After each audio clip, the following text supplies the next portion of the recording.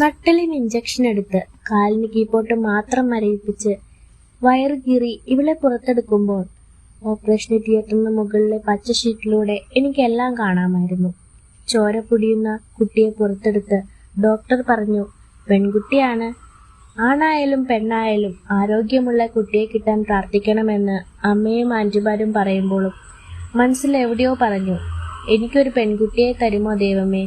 വേറെ ഒന്നിനുമല്ല, കണ്ണെഴുതി പൊട്ടു തൊടിക്കാനാണ്.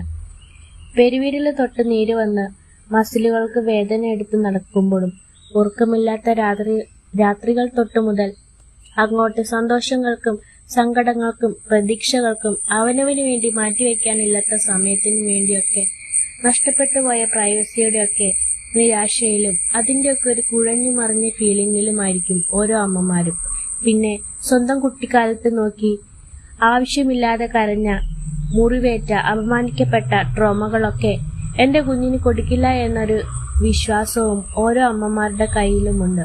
ഇതിനൊക്കെ അപ്പുറം നമ്മളെ ജീവിക്കാൻ പ്രേരിപ്പിക്കുന്ന ഒരു വിളിയുണ്ട്.